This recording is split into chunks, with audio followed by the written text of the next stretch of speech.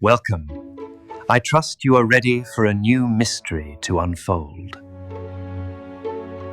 The Masked Waltz Murder, a Hercule Poirot mystery. Welcome to Cozy Mysteries. I'm Stephen, and tonight I'll be sharing with you a most peculiar case that came to the attention of the celebrated Belgian detective, Hercule Poirot. It was a tale that began with music and ended with murder, set against the glittering backdrop of London's most exclusive masquerade ball. Chapter 1. The Last Dance. The autumn of 1923 had been unusually mild, and society hostess Lady Pemberton had decided to host her annual charity ball at Pemberton House, her grand estate in Mayfair. The theme was Venetian Carnival, and guests were required to wear elaborate masks and period costumes. It was to be the social event of the season, with proceeds benefiting the London Children's Hospital. Poirot had not initially planned to attend. He found masquerade balls rather tiresome affairs, where one's carefully cultivated appearance was hidden behind frivolous disguises. However, his friend, Inspector Japp, had mentioned that several prominent figures would be present, including members of Parliament and foreign dignitaries, making security a concern. The Metropolitan Police would maintain a discreet presence, and Japp had suggested Poirot might enjoy observing the evening's entertainment. "Besides," Japp had said with a grin, "you never know when something interesting might happen at these fancy-doos." How prophetic those words would prove to be. The evening began with all the elegance one would expect from Lady Pemberton's gatherings. The ballroom had been transformed into a Venetian palace, complete with gilded mirrors, cascading silk drapes in deep blues and golds, and hundreds of candles casting dancing shadows across the walls. An orchestra, positioned on a raised platform, filled the air with waltzes and minuets. Poirot arrived fashionably late, wearing a simple black domino mask that did little to disguise his distinctive appearance. His evening clothes were, as always, immaculate, and his patent leather shoes gleamed in the candlelight. He had declined to wear a costume, much to the disappointment of Lady Pemberton, who greeted him at the entrance. "Monsieur Poirot, how delightfully mysterious you look," she exclaimed, resplendent in an elaborate Marie Antoinette costume complete with powdered wig and beauty spots. "Though I had hoped you might embrace the spirit of Venice a bit more enthusiastically." "Madame, I fear that costumes and Hercule Poirot, we do not agree," he replied with a slight bow. "But I am most grateful for your invitation, and I assure you I shall observe with great interest the magnificent spectacle you have created." Indeed, it was a spectacle. Nearly 200 guests moved through the ballroom like figures from a dream. There were Renaissance nobles, Turkish sultans, pirates, and courtesans, elaborate Venetian masks, some covering the entire face, others merely the eyes, created an atmosphere of delicious anonymity. The effect was both enchanting and slightly unsettling, as familiar faces became mysterious strangers. Poirot positioned himself near one of the tall windows overlooking the garden, where he could observe the proceedings while remaining relatively inconspicuous. He noted the careful choreography of the evening, the way servants moved efficiently through the crowd with champagne and canapes, the subtle signals between Lady Pemberton and her staff, and the natural formation of social groups despite the disguises. The dancing was magnificent. The orchestra, clearly well rehearsed, played with precision and flair. Couples whirled across the polished floor in perfect time, their elaborate costumes creating a kaleidoscope of colour and movement. Poirot found himself oddly mesmerised by the rhythm and grace of it all. It was during the third waltz of the evening that disaster struck. The piece was Strauss's Blue Danube, a particular favourite at such gatherings. A couple had just taken the floor, she in an exquisite blue and silver gown with an intricate Venetian mask featuring peacock feathers, he in the traditional black cape and white mask of a Venetian noble.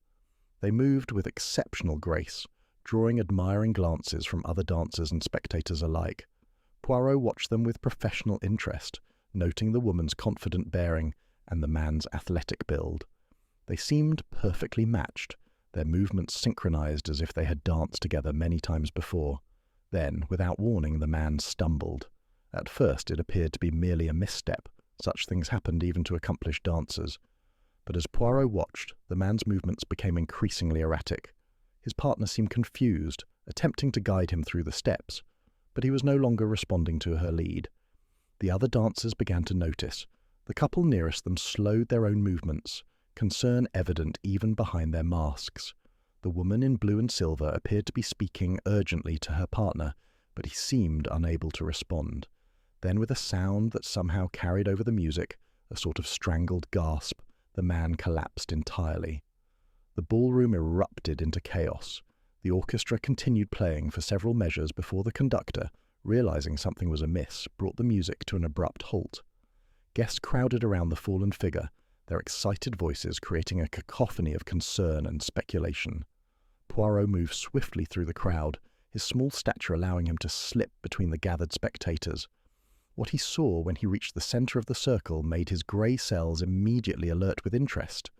The man lay motionless on the polished floor, his white mask askew, revealing features that Poirot did not recognize. More intriguingly, there was something wrong with the scene, something that his keen eye detected immediately, but could not yet fully comprehend.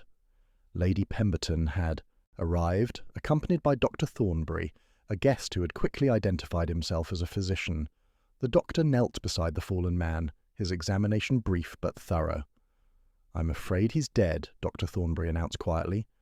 "It appears to be some form of poisoning, though I cannot be certain without a proper examination." The woman in blue and silver stood nearby, her hands pressed to her masked face in apparent shock. When Lady Pemberton approached to comfort her, the woman spoke in a voice barely above a whisper. "I don't know who he was. I thought he was someone else entirely." It was then that Poirot noticed the most curious detail of all. Lying beside the dead man's outstretched hand was a dance card, its silk ribbon torn. On it, written in an elegant script, were the names of the evening's scheduled dances, and against each one the initials of intended partners. But one entry had been crossed out and rewritten, and it was for the very waltz during which the man had died. Chapter 2. The Uninvited Guest. As the ballroom gradually emptied under the efficient direction of the hastily summoned police, Poirot found himself in the unique position of being both observer and unofficial consultant. Inspector Japp had arrived within the hour, and after the preliminary examination of the scene, he approached his Belgian friend with a mixture of relief and exasperation. "Well, Poirot, looks like you got your interesting evening after all," Japp said, removing his hat and surveying the elegant chaos around them. "Though, I suspect this isn't quite what either of us had in mind." The deceased had been identified through items in his pocket as one Edmund Blackwood, a name that meant nothing to Lady Pemberton or her immediate circle. This revelation had sent ripples of unease through the remaining guests, as it suggested that someone had attended the exclusive gathering uninvited. "Most curious," Poirot murmured, examining the dance card that now rested in an evidence envelope. "Tell me, mon ami, what do we know of this Monsieur Blackwood?" Japp consulted his notebook. 42 years old, divorced, worked as a private inquiry agent, had an office in Bloomsbury. Though, according to his landlord, business hadn't been particularly good lately. No obvious enemies. But then again, men in his profession don't always advertise their client lists. Lady Pemberton, who had been consulting with the remaining servants, approached them with obvious distress. Despite the evening's tragic turn, she maintained her composure admirably, though the powder on her elaborate coiffure had begun to show signs of wear. "Inspector, I've spoken with my staff, and I can assure you that no invitation was issued to anyone named Edmund Blackwood. The guest list was carefully curated, and I know every person who was invited tonight." "Then how did he gain entry?" Japp asked. "Your security seemed quite thorough." "That's just it," Lady Pemberton replied, wringing her hands. "The invitations were engraved with a special seal, quite impossible to forge, and Hennessy, my butler, personally checked each guest's invitation at the door. He swears that everyone who entered presented proper credentials." Poirot's eyes gleamed with interest. "Ah, but consider this possibility, madame. What if Monsieur Blackwood did not arrive as himself?" The implication hung in the air like incense.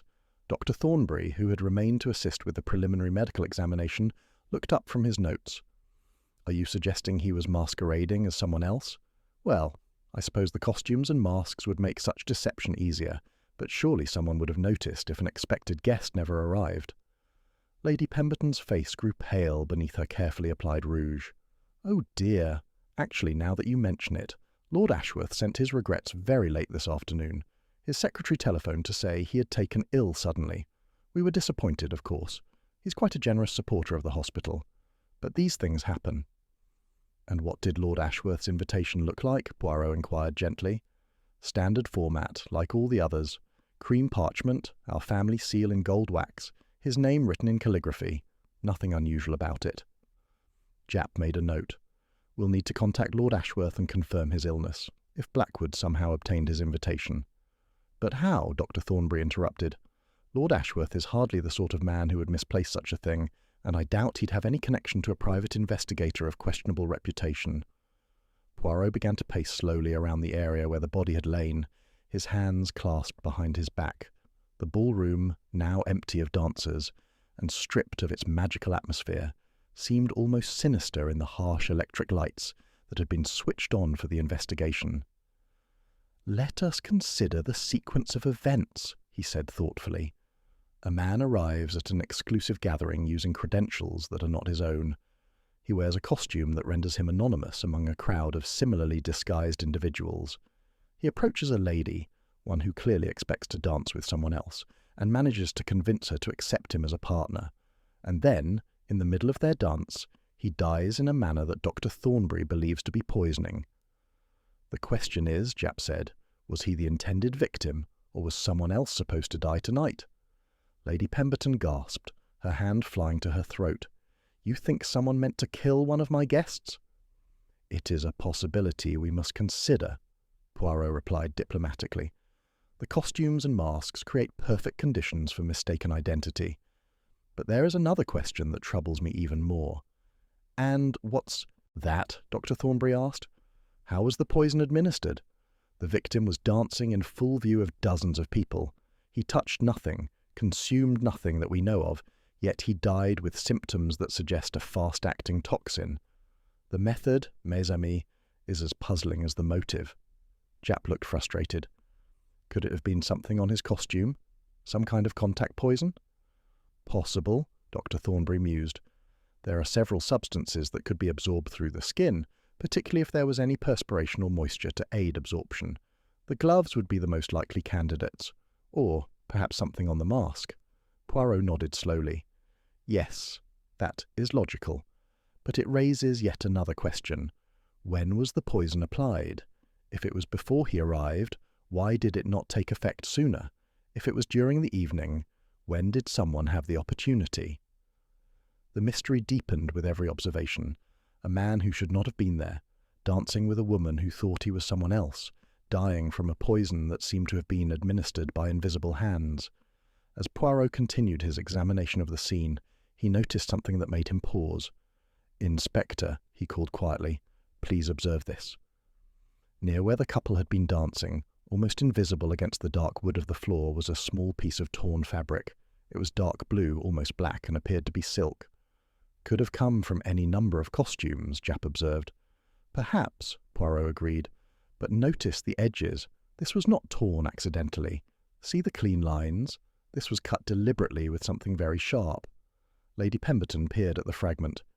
It doesn't match Mr. Blackwood's costume. His cape was black wool, not silk. No, Poirot said thoughtfully. It does not match his costume at all, which suggests that it came from someone else, someone who was close enough to the victim during his final moments to lose this piece of fabric, someone who may have been more involved in his death than we yet realize. As the evening's investigation continued, one thing became increasingly clear. The masked waltz murder was far more complex than a simple case of mistaken identity or random violence. Someone at Lady Pemberton's elegant charity ball had committed murder, and they had done it with a sophistication that suggested careful planning and intimate knowledge of the evening's arrangements. The question that remained was not just who had done it, but why, and whether they had killed the right person. Chapter 3. The Dance of Deception.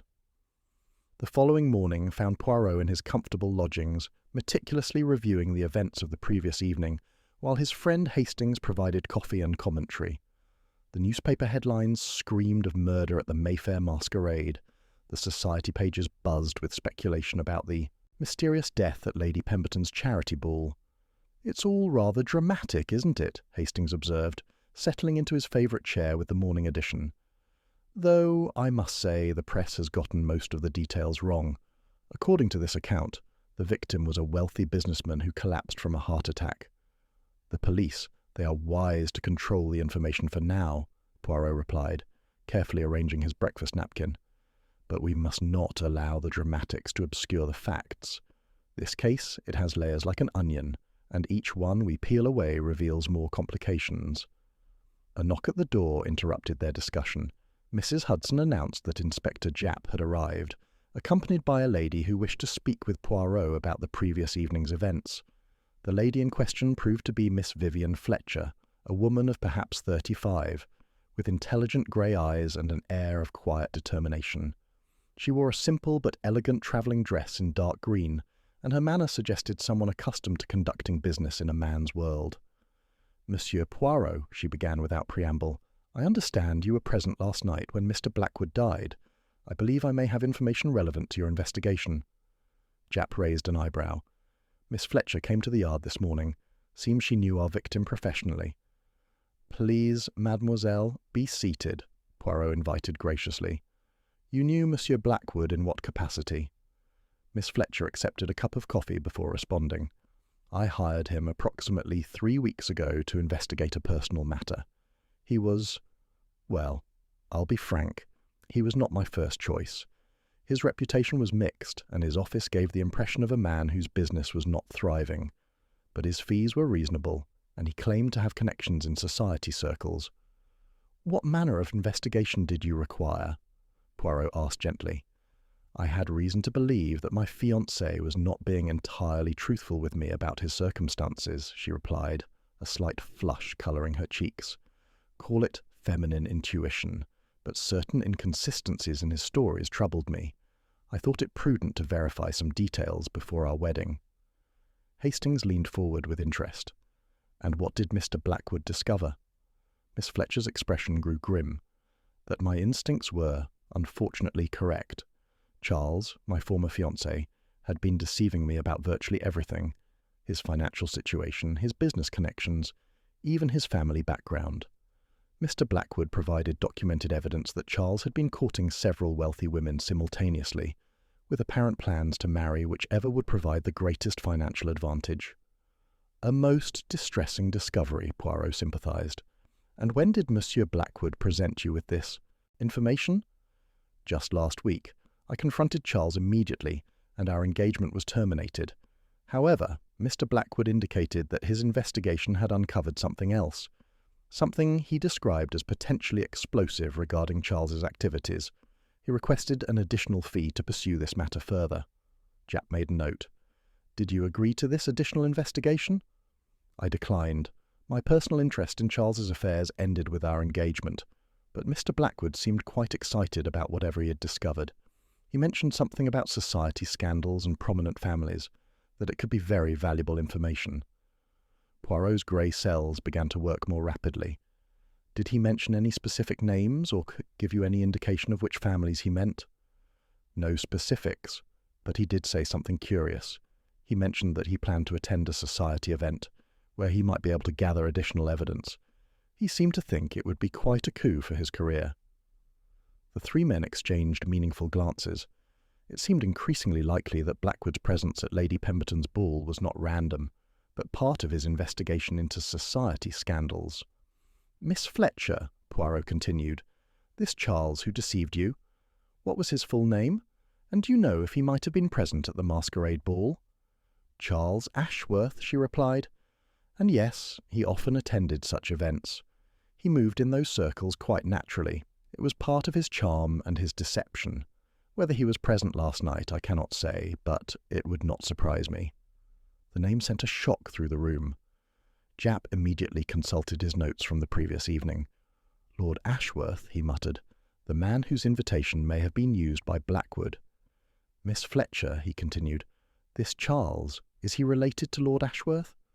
"He claimed to be Lord Ashworth's nephew and heir," she said bitterly, "though given his propensity for deception, I have no idea if that was true either." Poirot rose and began to pace, his mind racing. "Most illuminating. So we have Monsieur Blackwood investigating Charles Ashworth, who may or may not be related to Lord Ashworth. whose invitation was used to gain entry to the ball where Blackwood died. The coincidences, they pile up like snowflakes in a storm. There's something else, Miss Fletcher added hesitantly. When I last spoke with Mr. Blackwood, he mentioned that he had discovered Charles was involved with another woman, someone he described as a society lady with secrets of her own. He seemed to think this woman might be even more interesting than Charles, from an investigative standpoint. "Did he mention this lady's name?" Hastings asked. "No, but he did say something about her being quite the accomplished dancer. At the time, I thought it was just an odd detail, but given what happened last night—" Poirot stopped pacing abruptly.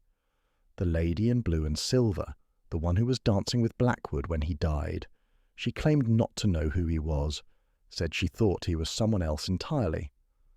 Japp nodded slowly. If she was expecting to dance with Charles Ashworth, and Blackwood appeared in his place, then we may have our first clear motive for murder. "Indeed," Poirot concluded, "but was Blackwood killed to prevent him from exposing this lady's secrets? Or was the intended victim actually Charles Ashworth?" The case was becoming more complex by the hour. What had begun as the mysterious death of an uninvited guest was evolving into a web of deception involving false identities, society scandals, and romantic betrayals. Somewhere in this tangle of motives and opportunities lay the truth about who had committed murder on the dance floor of Lady Pemberton's ballroom. As Miss Fletcher prepared to leave, she paused at the door. "Monsieur Poirot, I hope you will find justice for Mr. Blackwood. He may not have been the most reputable of men, but he was honest with me about what he discovered. In a world full of deception, that deserves to be honoured." After she departed, the three men sat in contemplative silence. Finally, Japp spoke up. "Well, Poirot, where do we go from here?" "We go," Poirot replied with determination, "to find the mysterious Charles Ashworth, and we discover the identity of the lady in blue and silver, for I suspect that when we untangle the relationships between these people, we will find our murderer dancing among them." Chapter 4. The Gentleman's Gambit. The quest to locate Charles Ashworth proved more challenging than anticipated. According to the records at Lord Ashworth's estate, no nephew by that name existed in the family. Lord Ashworth himself, when visited by Inspector Japp, confirmed that he had indeed taken ill the previous day, and had no knowledge of anyone using his invitation fraudulently. "Most peculiar business," the elderly lord had commented, wrapped in a dressing gown and clearly still suffering from his ailment.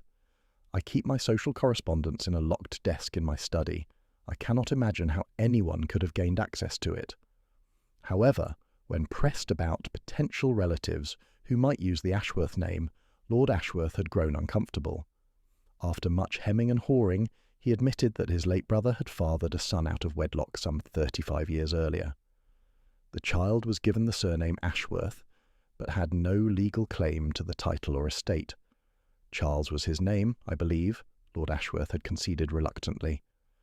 Handsome boy, quite charming when he chose to be, but he had his father's flexible relationship with the truth. I haven't seen him in several years, though I heard rumours that he had been moving, in society circles under somewhat false pretences. This revelation led Poirot and Hastings to a fashionable gentlemen's club in St. James's, where Charles Ashworth was known to maintain a membership despite questionable finances. The club secretary, a pristine gentleman named Whitmore, received them in his oak-panelled office with obvious reluctance.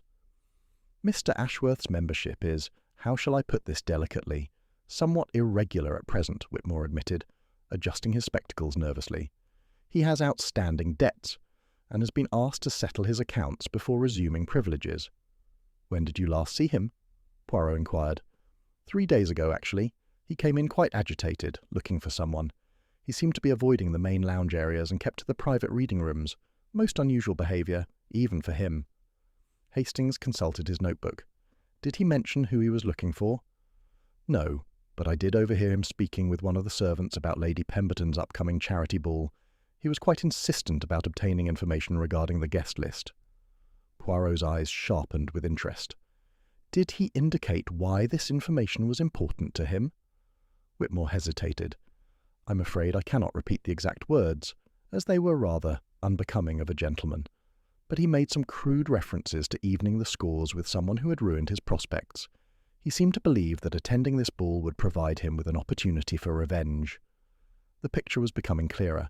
Charles Ashworth had somehow learned of his uncle's invitation to Lady Pemberton's ball, and had seen it as an opportunity to confront someone who had wronged him. But had he actually attended, or had Edmund Blackwood somehow intercepted the invitation first? Their next stop was Blackwood's modest office in Bloomsbury, where Inspector Japp had obtained permission to search the premises. The office occupied 2 small rooms above a tobacconist shop, and the furnishings spoke of a man struggling to maintain professional appearances on a limited budget. However, Blackwood's files were meticulously organised, and they quickly located the folder pertaining to Miss Fletcher's case. The documents revealed the extent of Charles Ashworth's deceptions, including forged references, fabricated business connections, and a pattern of romantic entanglements with wealthy women. But it was a separate folder labelled Society Connections that proved most illuminating. Blackwood had been conducting what appeared to be an independent investigation into various members of London's social elite, collecting information about financial irregularities, romantic scandals, and family secrets. "Good Lord," Hastings murmured, reading through the files. "This chap was practically running a blackmail operation." "Not quite," Poirot corrected, examining a particular document with interest. "See, he has made no demands for money, no threatening letters. This appears to be purely information gathering." "But for what purpose?" The answer lay in a draft letter found in Blackwood's desk drawer. It was addressed to the editor of a prominent society magazine, and proposed a series of articles exposing the hidden truths behind London's most respected families. Blackwood had apparently been planning to launch a new career as a scandal journalist. Among the names mentioned in his research was that of Mrs. Helena Whitmore, a society beauty who had married well, but whose first husband had died under mysterious circumstances. More intriguingly, Blackwood's notes indicated that Mrs. Whitmore had recently been seen in compromising situations with various gentlemen, including Charles Ashworth. "Mrs. Helena Whitmore," Poirot repeated thoughtfully. "I wonder if she was present at Lady Pemberton's ball last evening." Japp consulted the guest list that Lady Pemberton had provided. "Yes, here she is, listed as attending with her current husband, Colonel Whitmore." "And what costume did she wear?" According to Lady Pemberton's notes, she came as a Venetian noblewoman, blue and silver gown with an elaborate peacock feather mask. The description matched perfectly with the woman who had been dancing with Blackwood when he died. The pieces of the puzzle were beginning to align, but the picture they formed was troubling. If Mrs. Whitmore had been expecting to dance with Charles Ashworth, and Blackwood had appeared in his place, it suggests a level of premeditation that makes the crime even more sinister.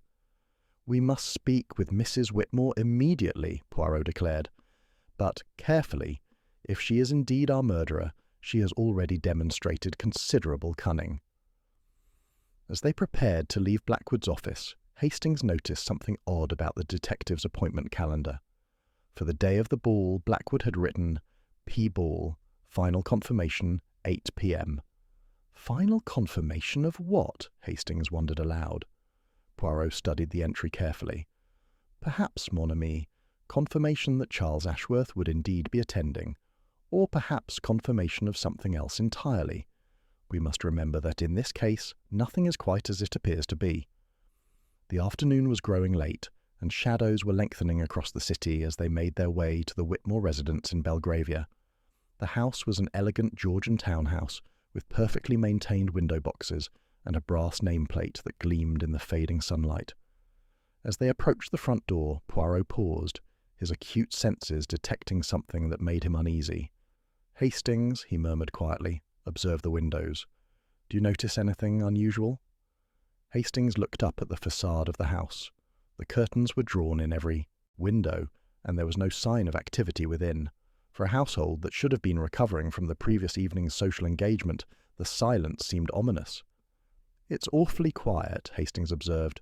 "Perhaps they're not receiving visitors today." "Or perhaps," Poirot replied grimly, "Mrs. Whitmore has decided that discretion is the better part of valour, and has departed for destinations unknown, in which case, mes amis, our investigation has taken a most urgent turn." Chapter 5. The Colonel's Confession. The Whitmore residence proved to be as silent as a tomb. Despite repeated ringing of the bell and knocking at both the front and servants' entrances, no one appeared to be home. Inspector Japp's inquiries with the neighbouring houses revealed that a carriage had been seen departing in the early hours of the morning, loaded with several trunks and travelling cases. "Looks like your instincts were right, Poirot," Japp said grimly as they regrouped on the street. "The birds have flown the coop." "Not necessarily," Poirot replied thoughtfully. "Perhaps only one bird has taken flight. Let us make some inquiries about Colonel Whitmore's whereabouts. A military man does not always follow his wife's lead, especially if he suspects her of wrongdoing." Their investigation led them to the Army and Navy Club, where Colonel Whitmore was indeed to be found, though not in the condition they had expected. The club steward directed them to a private room where the colonel sat slumped in a leather chair, surrounded by empty brandy glasses and the detritus of a man wrestling with his conscience. Colonel James Whitmore was a distinguished-looking gentleman of perhaps 50 years, with greying hair and the bearing of a career military officer. However, his usual composure had clearly abandoned him. His uniform was dishevelled, his eyes were red-rimmed, and his hands shook as he attempted to light another cigarette. "Colonel Whitmore," Japp announced their presence gently. "I'm Inspector Japp, Metropolitan Police.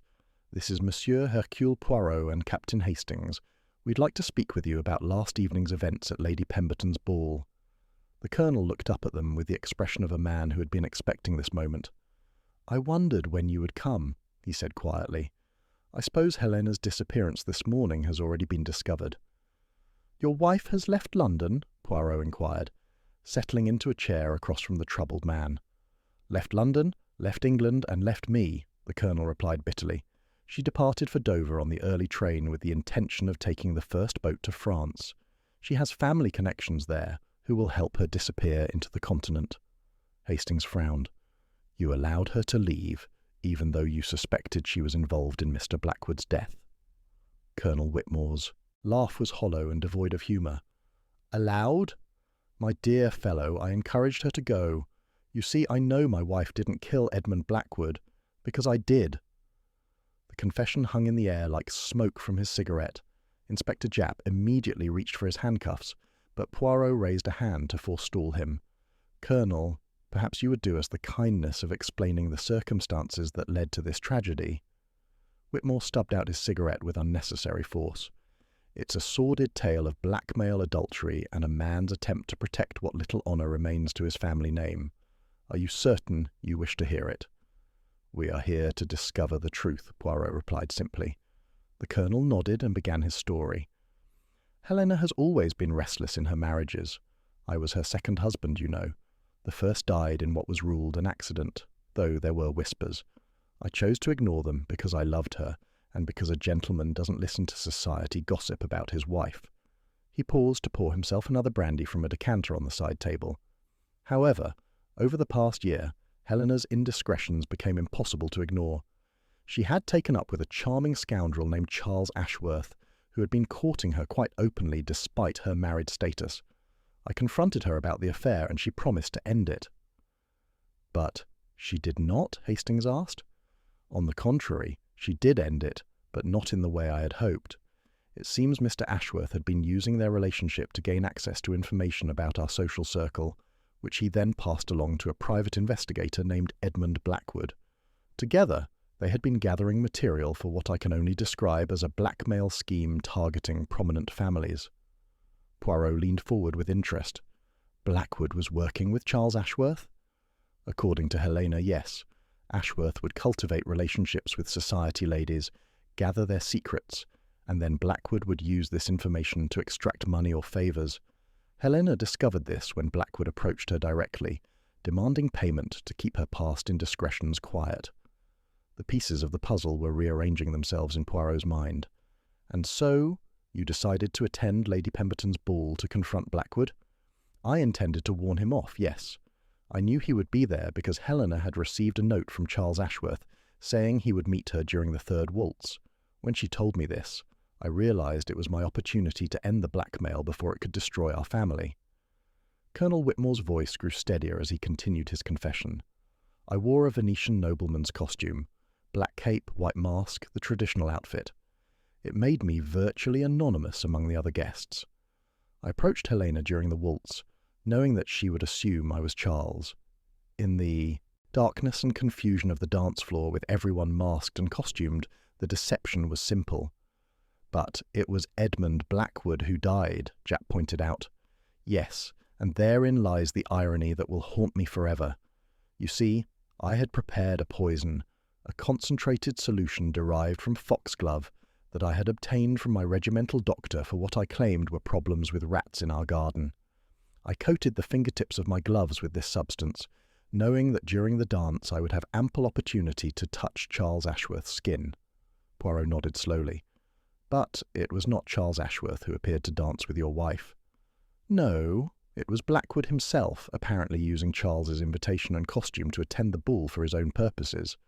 Helena was as surprised as I was. But by then it was too late. I had already made contact with his hand during the early movements of the waltz. The poison was already taking effect. The Colonel continued his grim narrative. I realized my mistake within moments, but there was nothing to be done. The poison acts swiftly once absorbed through the skin, and Blackwood was already showing signs of distress. I could only watch in horror as the man collapsed, knowing that I had killed the wrong person entirely. Hastings looked puzzled. But why didn't you come forward immediately? Surely the circumstances would have been considered. Come forward and admit to attempting murder? The Colonel's voice was bitter. My dear fellow, the fact that I killed the wrong man doesn't make me any less guilty of premeditated murder. I went to that ball with poison on my hands and murder in my heart. The identity of my victim doesn't change the blackness of my soul.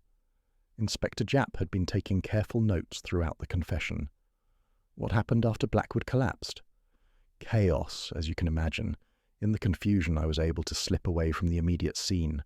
I removed my gloves and disposed of them in the fireplace of the library, where a fire was burning. I then made my way to the gentleman's retiring room, where I changed from my costume into evening clothes I had hidden there earlier. You had planned this level of detail? Poirot asked with professional interest. Military training, Monsieur Poirot. One learns to plan for contingencies. I had scouted the venue earlier in the week, noting exit routes and places where items could be concealed or disposed of. I even arranged for a change of clothes to be hidden so that I could abandon the costume if necessary. The Colonel's methodical approach to murder was chilling in its precision, yet Poirot sensed that there were still elements of the story that didn't align properly with the facts as he understood them. Colonel, he said carefully, there is something that troubles me about your account. You say you disposed of your gloves in the fireplace. Yet we found a piece of torn silk near where Blackwood fell. Can you explain this? For the first time since beginning his confession, Colonel Whitmore looked uncertain. Torn silk? I'm not sure what you mean. My gloves were leather, military issue. I don't recall any silk being involved. Hastings consulted his notes. The fabric was dark blue silk, cut rather than torn accidentally. It didn't match anything Blackwood was wearing. I was wearing nothing blue, the Colonel said firmly. My costume was entirely black and white, as I described. Perhaps the fabric came from another source entirely. Poirot's grey cells were working rapidly. Something about the Colonel's confession, while emotionally convincing, didn't align with all the physical evidence. The torn silk remained unexplained, and there were other details that seemed inconsistent. Colonel, when you approached your wife on the dance floor, how did you signal that you wished to dance with her? I simply approached and offered my hand. She seemed surprised, but accepted. I assumed she was confused because she was expecting Charles, not me. But you were wearing the same costume as Charles was supposed to wear? Yes, the traditional Venetian nobleman's outfit. It's quite common at masquerade balls. There were probably a dozen men dressed similarly that evening. Poirot stood and began to pace, his mind working through the implications of this revelation. If both Colonel Whitmore and Charles Ashworth had planned to attend the ball in identical costumes, and if Edmund Blackwood had somehow acquired Charles's invitation and costume as well, then there might have been 3 men dressed identically that evening. Inspector Japp, Poirot said suddenly, we must immediately send word to Dover. Mrs. Whitmore must be detained before she boards any ship for France. Japp looked surprised. But we have our confession, Poirot. The Colonel has admitted to the murder. The Colonel has admitted to attempting murder, Poirot corrected. but I begin to suspect that he may not be the person who actually succeeded in killing Edmund Blackwood. There are too many inconsistencies in his account, and the physical evidence suggests a different scenario entirely. Colonel Whitmore looked up sharply. "What are you saying, Monsieur Poirot? Are you suggesting that I'm lying about killing that man?" "I am suggesting, mon colonel, that in your desire to protect your wife's honour, you may be confessing to a crime that someone else committed. The question we must now answer is whether Mrs. Whitmore fled London because she was afraid of being implicated in your crime, or because she was running from her own." The revelation sent a chill through the room. If Poirot's suspicions were correct, then Helena Whitmore was not the innocent victim of her husband's protective instincts, but potentially a murderer in her own right. And if she had indeed killed Edmund Blackwood, she now had several hours' head start in her escape from justice. "We must move quickly," Poirot declared. "If Mrs. Whitmore reaches the continent, she may disappear forever into the labyrinth of European society. And if we are to solve this case properly, we need to understand not just who killed Edmund Blackwood, but why, and whether his death was the primary objective or merely an unfortunate case of mistaken identity." As they prepared to leave the club, Colonel Whitmore called after them, "Monsieur Poirot, if Helena is indeed guilty of this crime, please remember that she acted to protect our family from scandal. Whatever her sins, she is not an evil woman, merely a desperate one." It was a plea that would echo in Poirot's mind as they raced toward Dover, hoping to intercept a woman who might be either a fleeing accomplice or a cunning murderer making her escape. Chapter 6. The Lady in Blue. The race to Dover proved successful, though only just. Mrs. Helena Whitmore was apprehended at the harbour as she was boarding the evening packet to Calais, her travelling papers already stamped and her luggage loaded aboard the vessel. Inspector Japp's telegram had arrived with mere minutes to spare, and the local constabulary had to physically remove her from the gangplank, as she protested her innocence with considerable dramatic flair.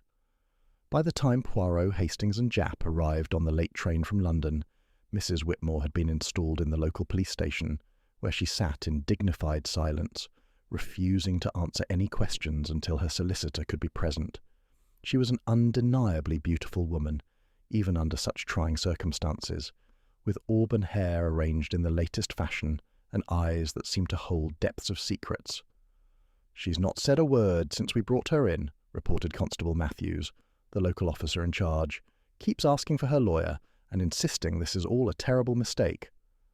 Poirot studied the woman through the small window in the station door.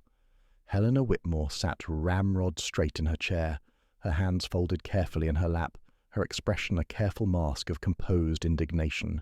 Only the slight tremor in her fingers betrayed any inner turmoil. "Has she been informed of her husband's confession?" Poirot asked. "We thought it best to wait for your arrival, sir. Didn't want to complicate things unnecessarily." "Wise?" Poirot nodded. "Inspector Japp, with your permission, I would like to speak with Mrs. Whitmore alone. Sometimes a woman will confide in a civilian what she would never tell the police." Japp looked sceptical, but agreed. "Just remember, Poirot, she's potentially dangerous. We don't know how far she's willing to go to protect herself." Poirot entered the small room with his characteristic careful courtesy, removing his hat and bowing slightly, before taking the chair across from Mrs. Whitmore. For a long moment they regarded each other in silence, each taking the measure of the other. "Madame," Poirot began gently, "I am Hercule Poirot. I have been investigating the unfortunate events at Lady Pemberton's ball." "I have heard of you, Monsieur Poirot," Helena replied, her voice carefully controlled, "though I fail to see why your reputation should concern me. I have done nothing wrong." "Perhaps not," Poirot agreed, "but circumstances have placed you at the centre of a most complex mystery, and I believe you may be able to help me understand what truly happened that evening." Helena's composure slipped slightly. "What exactly are you suggesting happened?"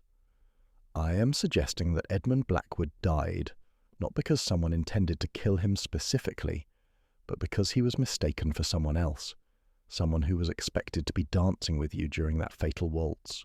The colour drained from Helena's face, but she maintained her silence. "Your husband has confessed to the murder," Poirot continued quietly. "He believes he killed Blackwood while attempting to poison Charles Ashworth. But I do not think Colonel Whitmore is telling the entire truth, not because he wishes to deceive, but because he does not know what really happened. Helena's hands clenched more tightly in her lap. James confessed, but he couldn't have. He wasn't even... She stopped herself abruptly, realizing that she had already revealed more than she intended. He wasn't even what, madame? Present in the right location? Or perhaps you were going to say he wasn't even the one who applied the poison? Helena closed her eyes for a moment, and when she opened them again, they were filled with tears. You don't understand the impossible position I was in, Monsieur Poirot. I never intended for anyone to die. Then perhaps you will explain to me what you did intend. Helena was quiet for so long that Poirot began to think she would not respond. Then, in a voice barely above a whisper, she began to tell her story. Charles Ashworth was not just my lover, Helena began, her voice trembling. He was my blackmailer. Our affair began innocently enough, but Charles had a talent for discovering secrets, and he had learned about certain events in my past that could destroy my marriage and my social position. Events concerning your first husband's death? Poirot suggested gently. Helena nodded miserably. It wasn't murder, no matter what people whispered. Richard died in an accident. But Charles had somehow obtained evidence that suggested I might have wanted him dead. He threatened to present this evidence to the authorities unless I continued to provide him with information about my social circle, information that he then passed to Edmund Blackwood. Yes, she continued bitterly, Charles was working with Blackwood to create what they called a comprehensive directory of society scandals. They planned to use this information either for blackmail or to sell to the scandal sheets. Either way, many prominent families would be ruined. Poirot leaned forward slightly. And so, you decided to take action. I decided to end Charles's hold over me. I obtained a poison, the same one James later acquired. As it happens, we both went to the same source, our regimental doctor, though neither of us knew about the other's request. I planned to apply it to Charles during our dance, making it appear that he had suffered a sudden heart attack. But Edmund Blackwood appeared in Charles's place? Yes, and I realized immediately that something had gone wrong. Blackwood was wearing Charles's costume and mask, but his build was different. His manner of moving was different. I should have made an excuse and left the dance floor immediately. Why didn't you? Helena's voice became even quieter. Because Blackwood recognized me despite my mask. He whispered that he knew who I was, and that he had been hoping to speak with me privately. He said Charles had told him all about our arrangements and that he was prepared to be even more accommodating than Charles had been. He was attempting to take over the blackmail scheme. Worse than that, she added, her voice breaking. He was suggesting that we could work together to expand it. He had information on dozens of prominent families and thought that, with my social connections, we could build a very profitable enterprise. Poirot could see the desperation that must have driven Helena to her fatal decision. And so, you decided that Blackwood was an even greater threat than Charles. I panicked, Helena admitted. I had the poison on my gloves, and Blackwood was holding my hand as we danced. I allowed the poison to transfer to his skin. I told myself it was self-defense, that I was protecting not just myself, but all the other families he planned to victimize. And afterward I realized the magnitude of what I had done. I had murdered a man, regardless of his intentions toward me. When James confessed this morning, I thought perhaps I could escape the consequences of my actions. But I see now that was both cowardly and futile. Poirot sat back in his chair, processing the confession. The case was clearer now, but there were still elements that troubled him. Madame, there is one detail that puzzles me. We found a piece of torn blue silk near where Blackwood collapsed. Can you explain this? Helena looked confused. Blue silk? But I was wearing blue and silver, the fabric of my gown. She paused, realization dawning in her eyes. During the dance, Blackwood's ring caught on the trim of my sleeve. I heard the fabric tear, but I was so focused on what was happening that I didn't think about it until later. And you did nothing to retrieve this evidence? In the chaos after he collapsed, I never thought about a small piece of fabric. I was too concerned with maintaining my composure and avoiding suspicion. The confession was complete, but Poirot found himself feeling unexpectedly sympathetic toward Helena Whitmore. She was clearly a woman who had made a series of poor decisions, each one leading inexorably to tragedy. Yet her final act, while criminal, had been born of desperation rather than malice.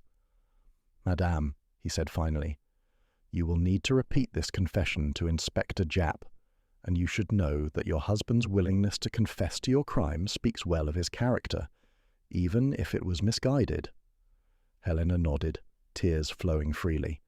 "James is a good man who deserved a better wife than I proved to be. Will you tell him that I'm sorry? Sorry for everything?" As Poirot left the room to summon Inspector Japp, he reflected on the complex web of relationships and deceptions that had led to murder on the dance floor.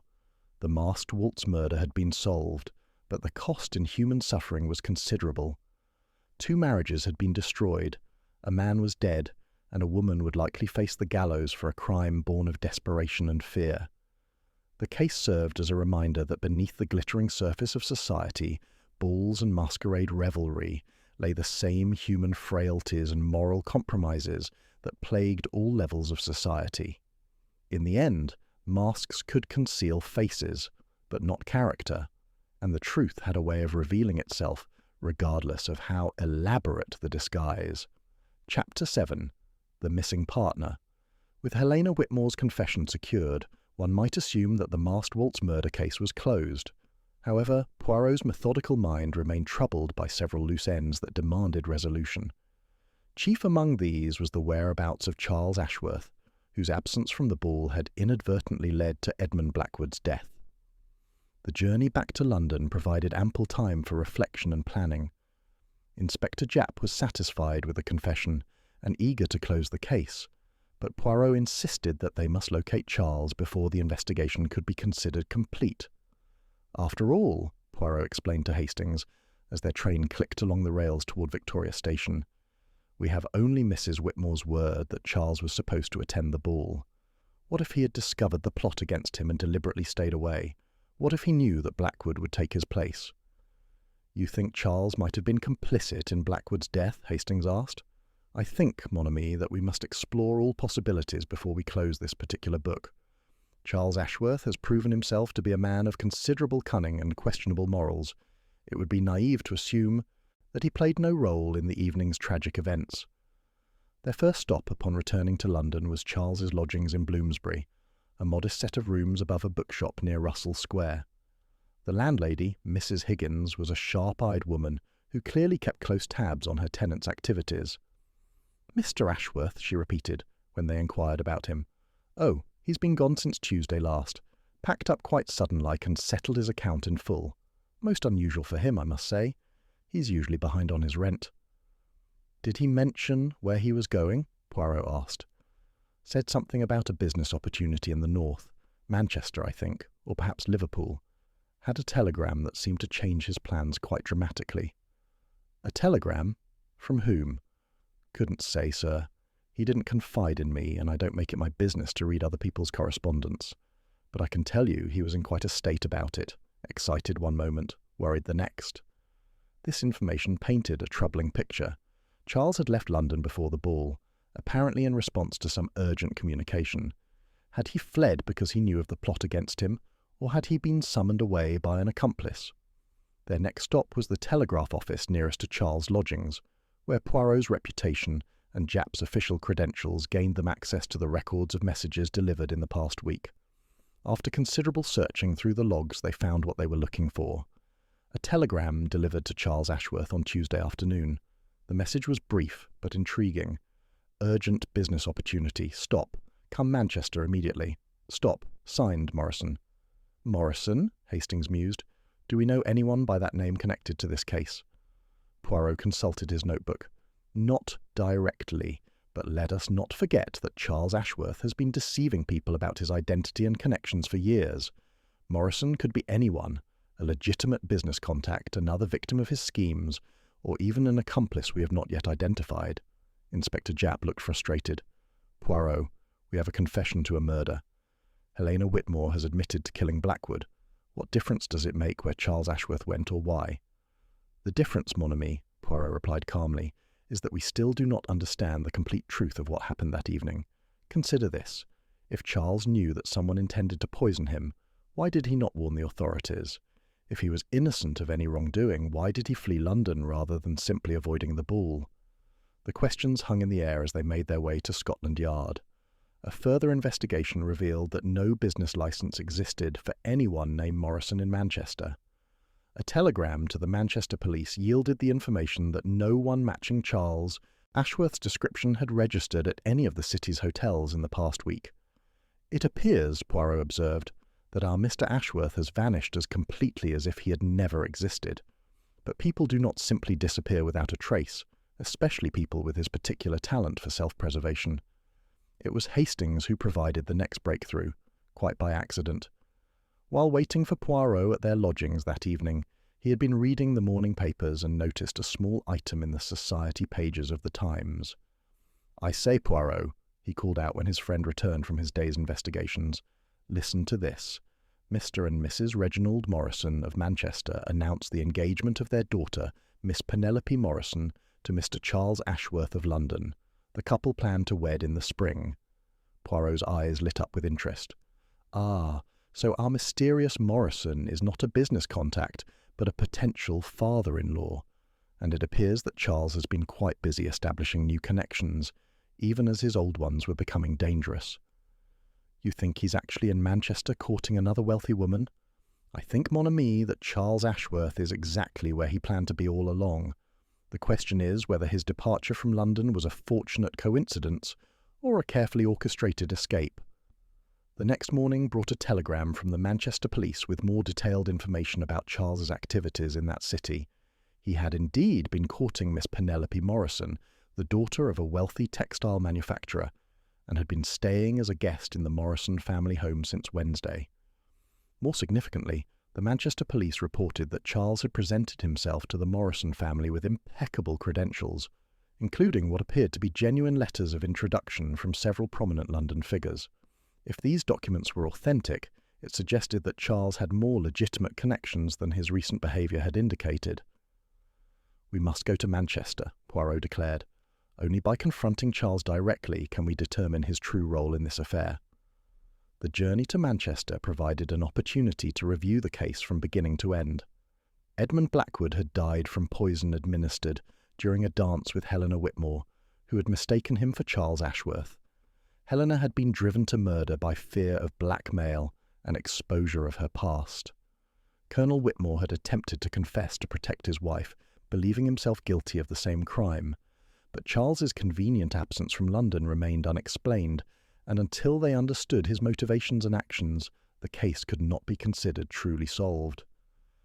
"There is something about this affair that does not sit well with my little grey cells," Poirot confided to Hastings, as their train pulled into Manchester's busy Victoria Station. "Too many coincidences, too many convenient departures and arrivals. In my experience, when events align so perfectly to benefit one particular individual, that individual bears closer examination." The Morrison residence proved to be an impressive mansion in one of Manchester's finest neighbourhoods, surrounded by well-maintained gardens and displaying all the signs of considerable wealth. When they presented themselves at the front door, they were received by a proper butler, who informed them that Mr. Ashworth was indeed in residence and would be pleased to receive them in the morning room. Charles Ashworth, when he appeared, seemed genuinely surprised to see them. He was a handsome man in his 30s, with the kind of easy charm that would indeed appeal to wealthy young ladies seeking romance.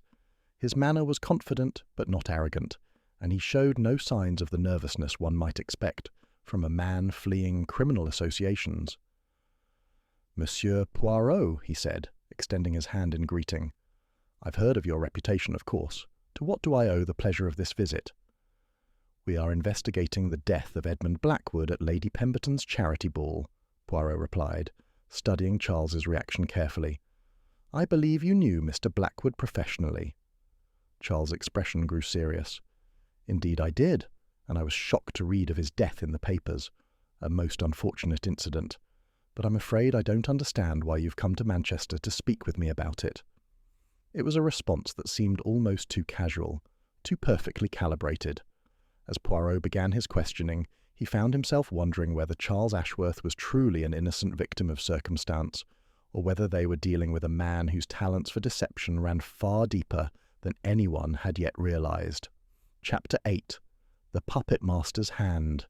Charles Ashworth's composure under questioning was remarkable. For a man whose associates were dying under suspicious circumstances, he sat in the Morrison family's elegant morning room with the confidence of someone who had nothing to hide, answering Poirot's questions with apparent openness, while offering tea and expressing proper concern for the tragic events in London. "I must say, I'm quite shocked by the news about poor Edmund," Charles said, stirring sugar into his cup with steady hands. "When I received word of his death in the papers, I could hardly believe it. To die so suddenly, and at such a prestigious gathering, most distressing." "You were supposed to attend that gathering yourself, were you not?" Poirot observed carefully. "Lady Pemberton's ball?" "Oh, yes. I had received an invitation some weeks ago. Quite looking forward to it, actually. But then this opportunity arose to visit the Morrison family, and I felt it would be discourteous to delay my arrival here." Hastings consulted his notebook. "According to our information, you left London quite suddenly in response to a telegram from Manchester." Charles nodded readily. "Indeed, Mr. Morrison had extended an invitation for me to visit, and when he telegraphed that it would be convenient for me to come immediately, I saw no reason to wait. After all, business opportunities don't always accommodate our social calendars." "And this business opportunity?" Poirot inquired. "Mr. Morrison has been kind enough to consider me for a position in his textile company. With my London connections and his Manchester manufacturing expertise, we believe there could be considerable mutual benefit. Of course, my engagement to his daughter has made the business discussions even more pleasant." The explanation seemed reasonable on the surface, but Poirot's acute instincts detected something false in Charles's manner. The man was performing the role of an honest suitor and businessman with just a bit too much polish. "Monsieur Ashworth," Poirot said quietly, "I must inform you that we have discovered your professional relationship with Edmund Blackwood extended beyond mere acquaintance. We know about the information gathering, the society connections, and the planned exposé articles." For the first time, Charles's composure showed a crack.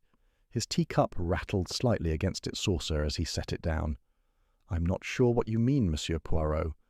Edmund and I were casual acquaintances, nothing more." "Come now," Hastings interjected. "We've seen Blackwood's files. We know about your scheme to collect society scandals and sell them to the highest bidder." Charles was quiet for a long moment, apparently weighing his options. When he spoke again, his voice had lost some of its earlier confidence. "Very well. I did provide Edmund with certain information from time to time, nothing illegal, mind you. Simply observations about the social circles I moved in. Edmund was always interested in the personal lives of prominent people." "And Mrs. Helena Whitmore?" Poirot asked. "What was your relationship with her?" "Helena and I had a brief romantic attachment," Charles admitted smoothly. "When it became clear that her husband suspected our relationship, I thought it best to end things discreetly. I certainly never intended any harm to come to her or her family." Poirot stood and began to pace slowly around the room, his hands clasped behind his back. "Monsieur Ashworth, I find your account curious in several respects. You claim to have ended your relationship with Mrs. Whitmore out of discretion, yet you were planning to meet her at Lady Pemberton's ball. You say your departure from London was motivated by a business opportunity, yet you left no forwarding address and made no arrangements to transfer your invitation to anyone else." "I don't see why those details matter particularly," Charles replied, but his voice had grown defensive. "They matter," Poirot said sharply, "because Edmund Blackwood attended that ball using credentials that should have been yours. They matter because Mrs. Whitmore was expecting to dance with you, not with Blackwood. And they matter because Blackwood's death was the result of a poison intended for you." Charles went very still. "A poison intended for me?" "Indeed. Mrs. Whitmore has confessed to murdering Blackwood, believing him to be you. She was being blackmailed, you see, and had decided to eliminate the source of her troubles." The colour drained from Charles's face. "Helena tried to... she wanted to kill me." "So it would appear, unless, of course, you knew of her intentions and arranged to be safely away from London when she acted upon them." The accusation hung in the air like a sword. Charles set down his teacup with shaking hands and looked directly at Poirot for the first time since the conversation had taken a serious turn. You think I knew Helena planned to poison me, but I deliberately allowed Edmund to take my place at the ball. It is a possibility that must be considered, Poirot replied. After all, you'd been working with Blackwood to gather compromising information about society figures. Perhaps you discovered that he planned to betray you, or perhaps you simply found him more useful as a dead martyr than as a living partner. Charles stood abruptly and walked to the window, staring out at the Morrison family's gardens. When he turned back, his expression had changed completely. The charming facade had been replaced by something much more calculating. "You're very perceptive, Monsieur Poirot," he said at last, his tone edged with irony. "Perhaps too perceptive for your own good." "Then you admit to knowing about Mrs. Whitmore's intentions?" "I admit to being a careful observer of human nature. Helena had become increasingly unstable in recent weeks, and I was concerned about her mental state. When she began making veiled threats about ending our arrangement permanently, I thought it prudent to remove myself from her vicinity." "So you knew she was planning to poison you at the ball?" Hastings pressed. "I suspected she might attempt something dramatic," Charles said coolly. "Helena has always had a flair for the theatrical. I simply took the precaution of ensuring I would not be available for whatever performance she had planned." Poirot's eyes narrowed. "And Edmund Blackwood? Did you warn him that he might be walking into danger?" Charles's smile was cold. Edmund was a grown man, capable of making his own decisions. If he chose to attend a social gathering using my credentials, that was his choice to make. "Even knowing that someone might try to kill him, thinking he was you?" "I had no way of knowing exactly what Helena planned or when she might act upon her impulses. For all I knew, she might have simply created a scene and embarrassed herself publicly." The callous disregard for Blackwood's life was shocking, even given Charles' established pattern of using people for his own benefit. But Poirot sensed there was more to the story than Charles was revealing. "Monsieur Ashworth," Poirot said gravely, "I put it to you that you not only knew of Mrs. Whitmore's plans, but that you actively encouraged them. Perhaps you even provided her with the means to carry them out." Charles laughed, but there was no humour in the sound. "Really, Monsieur Poirot, you give me far too much credit. I may be guilty of many things, but I am not a murderer." "No, perhaps not directly," Poirot replied evenly.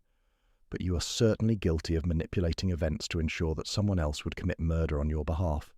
The question that remains is whether Edmund Blackwood was always intended to be the victim, or whether his death was simply a convenient solution to the problem of his growing demands for a larger share of your blackmail profits." The accusation struck home. Charles's composure finally cracked entirely, and he slumped into his chair like a man whose strings had been cut. "You don't understand," he said quietly. "None of you understand what it's like to live by your wits, to always be one step ahead of disaster." Edmund was becoming greedy, demanding more and more of the profits while taking fewer and fewer of the risks. He was going to expose everything unless I gave him complete control of our operations. "And so you decided to eliminate him." "I decided to remove myself from a dangerous situation and let events take their natural course. If Helena wanted to act dramatically, and if Edmund insisted on inserting himself into the line of fire, then perhaps they deserved each other. It was a confession of sorts, though not to the crime of murder." Charles Ashworth had orchestrated events with diabolical cleverness, manipulating two desperate people into a collision that would eliminate his problems while keeping his own hands clean. As Poirot prepared to signal Inspector Japp to make the arrest, he reflected on the intricate web of deception that Charles had woven. The man was guilty of conspiracy, of manipulation, and of callous disregard for human life. Whether a court would find him legally culpable for Blackwood's murder remained to be seen, but morally he was as responsible for the death as if he had administered the poison himself. The masked waltz murder was finally solved, but the solution revealed depths of human depravity that even Poirot's experienced eyes found disturbing. Chapter 9. The Final Curtain Call. The arrest of Charles Ashworth created a sensation that rippled through both London and Manchester society. The newspapers, which had initially treated the masked waltz murder as a tragic accident at a charity ball, now found themselves with a story that combined romance, blackmail, and cold-blooded manipulation in equal measure. Poirot and Inspector Japp returned to London with their prisoner, while Hastings remained behind to coordinate with the Manchester police regarding the charges that would be filed in that jurisdiction. Charles's engagement to Miss Penelope Morrison had been hastily dissolved when the Morrison family learned of his true character, and the textile business opportunity had evaporated as quickly as it had appeared. Back in London, the legal proceedings moved with unusual swiftness. Helena Whitmore's confession to the actual murder was straightforward, and her guilt in that matter was never in question. The more complex issue was determining Charles Ashworth's level of culpability in orchestrating the events that led to Blackwood's death. Colonel Whitmore's attempted confession had been quietly set aside once the true facts emerged. While his intentions had been murderous, his actual actions that evening had consisted of nothing more than wearing a costume and attending a social gathering. His wife's crimes were her own. The court system would deal with each defendant according to their individual guilt. "It's a tangled mess," Inspector Japp observed as they reviewed the case files in preparation for the trials. "Charles Ashworth is clearly the architect of the whole scheme, but proving criminal conspiracy when the actual murder was committed by someone else, that's going to be tricky." Poirot nodded thoughtfully. "The law, she is often inadequate to address the complexities of human evil, mon ami. Charles may escape the hangman's rope, but I suspect that his reputation and his career as a confidence man are finished forever." Indeed, the publicity surrounding the case had made Charles's face and methods known throughout British society. His ability to charm wealthy women and move in exclusive circles had been permanently compromised by the scandal. The trials themselves provided a fascinating study in human psychology. Helena Whitmore appeared in court as a figure of tragic dignity, accepting responsibility for her actions while maintaining that she had acted out of desperation rather than malice. Her testimony regarding the blackmail scheme and Charles's manipulation of her fears was devastating to his defense. Charles, for his part, attempted to portray himself as an innocent victim of circumstances beyond his control. His lawyers argued that he could not be held responsible for Helena's decision to commit murder, regardless of what information he might have withheld about her intentions. The prosecution, led by a brilliant barrister named Sir Geoffrey Hammond, methodically dismantled Charles's defence by demonstrating the calculated nature of his actions. The timing of his departure from London, his failure to warn Blackwood of potential danger, and his manipulation of both Helena and Edmund for his own benefit painted a picture of a man who was morally, if not legally, responsible for the death that occurred. Dr. Thornbury, who had first examined Blackwood's body at the ball, provided crucial medical testimony about the nature of the poison used and the method of its application. His evidence supported Helena's account of how the murder had been committed, while also revealing the sophisticated planning that had gone into the preparation of the toxin. The poison used was a concentrated digitalis extract, Dr. Thornbury explained to the court. It would have been virtually undetectable when applied to fabric or leather, but would have proven fatal within minutes of being absorbed through the skin. This was not a substance that could be obtained accidentally or prepared without considerable knowledge of chemistry. The revelation that both Helena and Colonel Whitmore had independently obtained the same poison from their regimental doctor added another layer of tragedy to the proceedings. It suggested that the couple's marriage had deteriorated to the point where each was planning desperate measures without the other's knowledge. Miss Vivian Fletcher, Charles's former fiancée, provided testimony that proved crucial in establishing his pattern of deception and manipulation. Her dignified recounting of his betrayals and lies helped the jury understand the type of man they were dealing with. Mr. Ashworth was extraordinarily skilled at presenting himself as whatever his audience wanted to see, she testified. To me, he was the devoted fiancé planning our future together. To Helena Whitmore, he was the romantic lover offering escape from an unhappy marriage. To Edmund Blackwood, he was the ambitious partner ready to exploit society's secrets for profit. The truth was that he was none of these things. He was simply a man who viewed other people as tools to be used for his own advancement. As the trial progressed, Poirot found himself reflecting on the various masks that had been worn throughout this case. Not just the literal masks at Lady Pemberton's ball, but the metaphorical ones that each participant had used to hide their true nature and intentions. Helena had masked her desperation behind the facade of a society beauty. Colonel Whitmore had hidden his suspicions and his murderous intentions behind the persona of a devoted husband. Edmund Blackwood had concealed his blackmail schemes behind the respectable front of a private investigator, and Charles Ashworth had worn so many different masks that it was difficult to determine if there was any authentic personality beneath them at all. The jury deliberated for less than 2 hours before returning their verdicts. Helena Whitmore was found guilty of murder, but with a recommendation for mercy, given the circumstances that had driven her to the crime. The judge sentenced her to life imprisonment rather than death, acknowledging the blackmail and manipulation she had endured. Charles Ashworth was found guilty of conspiracy to commit fraud and accessory to murder, though the latter charge was reduced due to the indirect nature of his involvement. He received a sentence of 20 years in prison, effectively ending his career as a confidence man and ensuring that he would spend the prime of his life behind bars.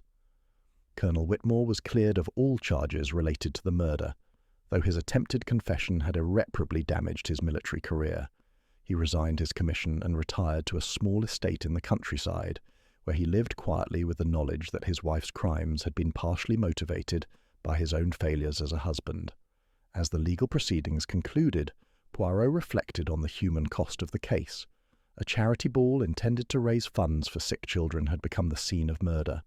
A marriage had been destroyed by secrets and suspicions.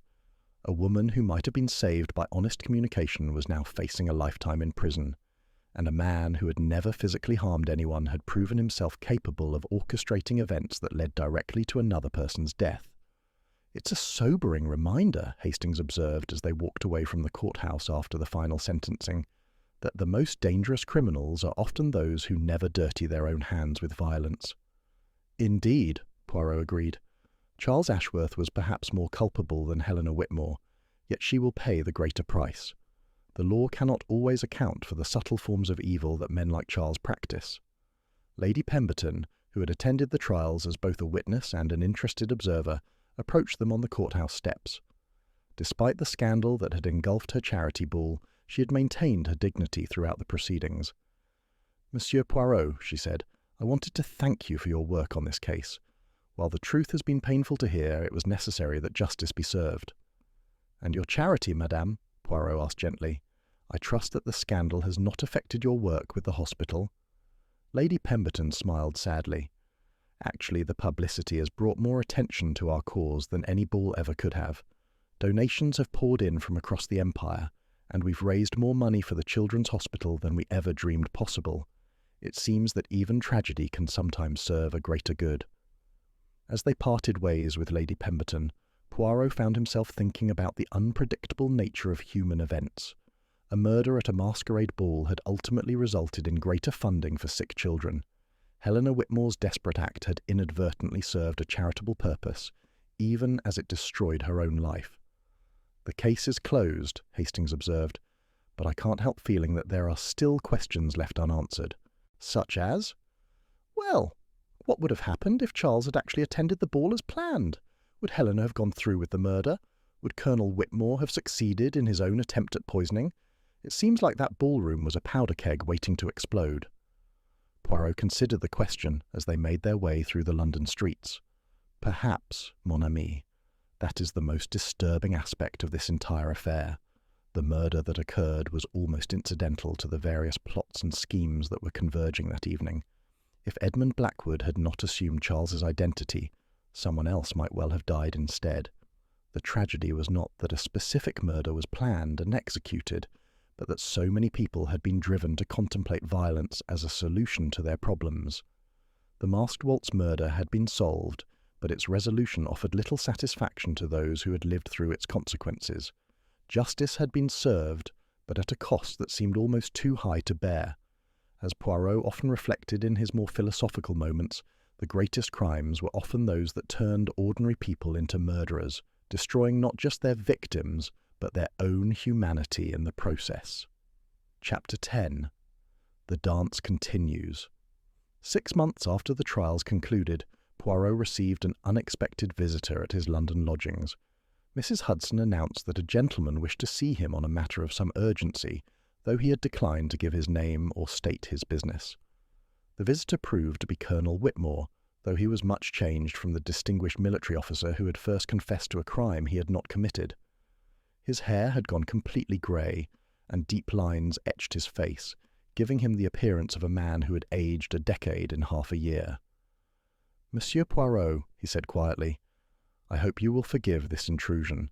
I know that your work on Helena's case is finished, but I find myself in need of your particular expertise once again." Poirot welcomed him graciously, noting the careful way the Colonel chose his words and the haunted quality in his eyes. "Please, be seated, Colonel. How may I be of service?" Colonel Whitmore accepted a cup of coffee before beginning his story. "I've been living quietly in the countryside since my resignation from the army, attempting to rebuild some semblance of a normal life. However, I recently received a most disturbing communication that has convinced me that the events of last year may not be as fully resolved as we believed." He withdrew a letter from his jacket pocket and handed it to Poirot. The paper was expensive, the handwriting elegant, and the message brief but unsettling. "My dear Colonel Whitmore, you may believe that the death of Edmund Blackwood ended certain unpleasant enterprises, but I fear you are mistaken. There are others who possess the same information that Mr. Blackwood and his associate gathered, and they are far less scrupulous about how they use it. If you wish to protect what remains of your reputation, and that of your imprisoned wife, you would be wise to make yourself available for a confidential discussion. I shall call upon you at your convenience. A friend." Poirot studied the letter carefully, noting the quality of the paper and the careful phrasing that managed to be threatening without making any specific demands. "When did you receive this, Colonel?" 3 days ago. Since then I've been unable to sleep or concentrate on anything else. The thought that Helena's sacrifice might have been for nothing, that there are others out there with the same capacity for destroying lives, is more than I can bear." "Have you responded to this communication?" "I have not. I came to you instead, hoping that your experience with these matters might provide some guidance. I am prepared to face whatever consequences my past actions might deserve, but I cannot allow Helena to suffer further for crimes that others commit in her name." Poirot set down the letter and studied the Colonel's face carefully. The man's distress was genuine, yet there was something about the situation that struck him as odd. After a moment he reached for his magnifying glass and examined the letter more closely. "Tell me, Colonel, did you recognize the handwriting?" "I did not. It appears to be a woman's hand, but I cannot place it among my acquaintances." "And the paper? Have you seen this particular quality and design before?" Colonel Whitmore leaned forward to examine the letter again. "Now that you mention it, it does seem familiar. The watermark? Yes, I believe I have seen this before, but I cannot recall where." Poirot's little grey cells were working rapidly. Something about the letter seemed wrong, not just its contents, but its very existence. The timing was suspicious, coming so long after the trials had ended. Moreover, the blackmail scheme that Charles Ashworth and Edmund Blackwood had operated was far too small and amateurish to have involved other conspirators of any significance. "Colonel," Poirot said carefully, "I must ask you a delicate question. Since Helena's imprisonment, have you had any contact with her? Any correspondence or visits?" The Colonel's face flushed slightly. "I have written to her weekly and visit when the prison authorities permit it. She is still my wife, regardless of what she has done." "And how has she been responding to this correspondence and these visits?" "She seemed to be adjusting to her circumstances as well as could be expected, until recently, that is. In our last meeting, she seemed agitated, almost frantic. She kept insisting that I was in danger, that there were people who meant to harm me. I assumed it was simply the strain of imprisonment affecting her mental state." Poirot's suspicions crystallized into certainty. "Colonel, I believe you have been the victim of a cruel deception. This letter was not written by any associate of Blackwood's blackmail scheme. It was written by someone much closer to you, someone who has access to information about your movements and your emotional vulnerabilities." "I don't understand. Who would do such a thing?" "Someone who loves you desperately and believes that creating a new crisis might provide an opportunity for her to be useful to you again. Someone who cannot bear the thought that you might move on with your life without her." The realization dawned slowly on Colonel Whitmore's face. Helena. But how could she? She's in prison. She has no access to fine stationery or the means to deliver letters. Prisons, mon colonel, are not as secure as we might like to believe. A woman of Helena's intelligence and determination, given sufficient time and motivation, might well find ways to communicate with the outside world. And a woman facing a lifetime of imprisonment might convince herself that any action, no matter how manipulative, is justified if it keeps her connected to the life she has lost. Colonel Whitmore sat in stunned silence for several minutes, processing the implications of Poirot's theory. When he finally spoke, his voice was barely above a whisper. "You're saying that Helena arranged for this letter to be sent to me, that she created this fictitious threat in order to... what? Make me need her again?" "I am saying," Poirot replied gently, "that love, when combined with desperation and isolation, can drive people to extraordinary lengths. Helena has lost everything, her freedom, her social position, her future. The only thing that remains to her is your affection and loyalty. If she believed that affection was waning, she might well create a crisis that would restore her importance in your life." The colonel rose and walked to the window, staring out at the London street without really seeing it. "What kind of monster have I married, Monsieur Poirot? First murder, now this elaborate deception. How could I have been so blind to her true nature?"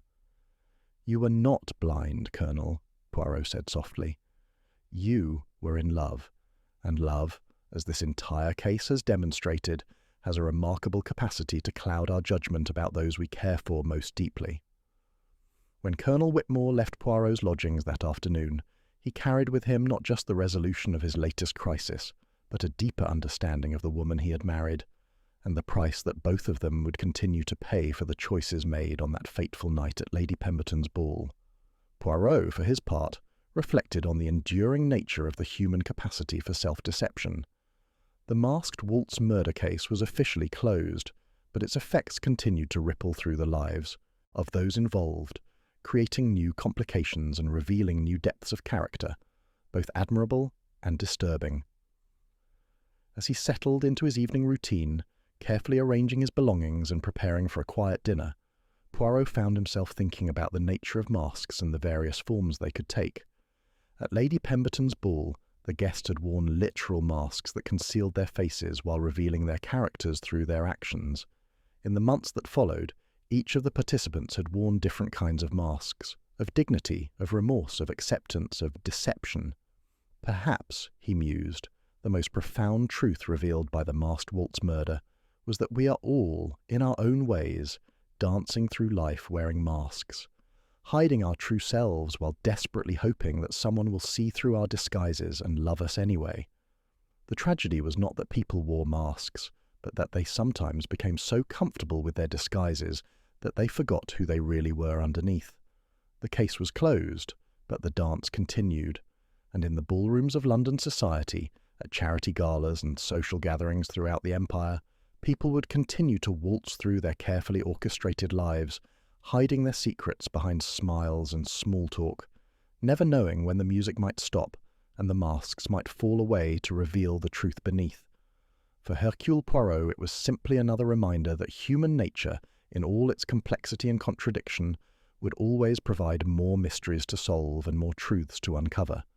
The little grey cells would always have work to do, and somewhere, in the shadows of respectability, another dance of deception was already beginning. And so concludes our tale of the masked waltz murder.